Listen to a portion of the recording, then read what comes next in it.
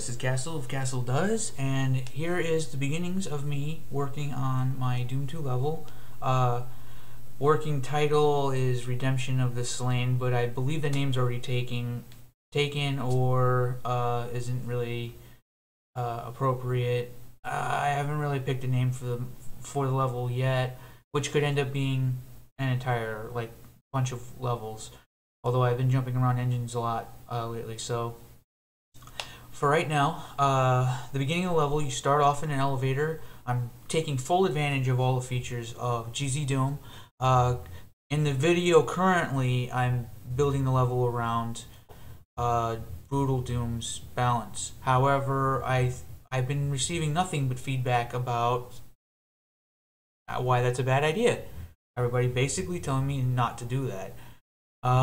So I'm gonna go ahead and I'm gonna just balance it around regular gold GZ Doom and all of its features. So the lighting is really cool, you can already see. Anyway, let's get. What the hell? Do you want to change the color scheme to improve your performance?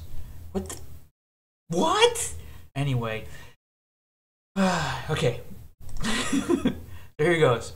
So I've already got some stuff built, and the reason why is because before I started recording me actually working on this, I wanted to make sure that I already understand the features.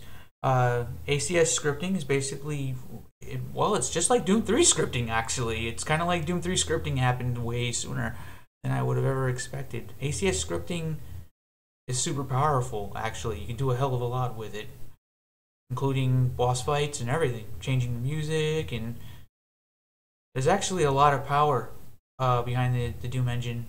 My only qualm with it at the moment is the way that the anchors used for rotating and sideways moving objects currently only apply to infinite floor height walls.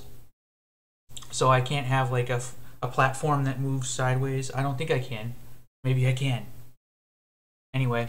What we're seeing right here is when you first come up out of the elevator, the plan is to have a fight where there's a push. I do this a lot in my Doom maps, and actually not just Doom maps, any kind of single player. I like to kind of give a feeling of a push. Right now my goal is that. So I have a couple of good guy Marines that are basically fodder. I force their health to be 1 health, so anything touches them, they die. And these guys have actually ended up being just as much of a headache as teammates in most first-person shooters. If you've ever worked on a first-person shooter, you'll know teammates are a nightmare usually. Nothing changed on that front.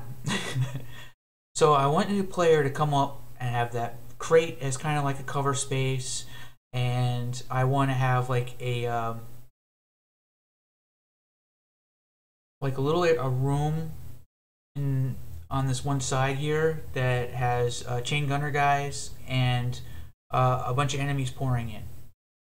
And at this point in time, I'm kind of still like feeling out exactly how I want to do. I'm building this map entirely by ear.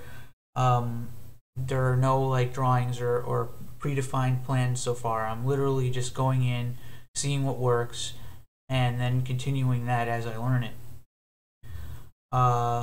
I like the lighting is interesting. I haven't run into any limitations really either, like too many lights in a scene or anything like that, but the lighting actually works really well. I haven't had any trouble. Mostly just detailing here.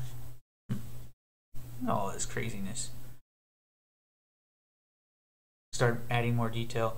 That is one thing that this early on, I'm way too focused on making it look good, but I wanted to have an area that looks good first, and so I can kind of continue it on. I start off with something that looks decent, an area that kind of shows, okay, this is the level of quality I'm shooting for, this is what I want to do, and then I can more easily like move on to the rest of the map and just do like regular block meshing. Block meshing in Doom is a little different because it doesn't take as long to get a fully arted out state as it does for most other engines. So this hallway here is the one where I'm kind of imagining, hey, I want to have enemies pouring out of it. Alright, so that's all I ended up doing on on that day. There should be more to come soon. These actually end up feeling really short. Maybe I should start making them longer.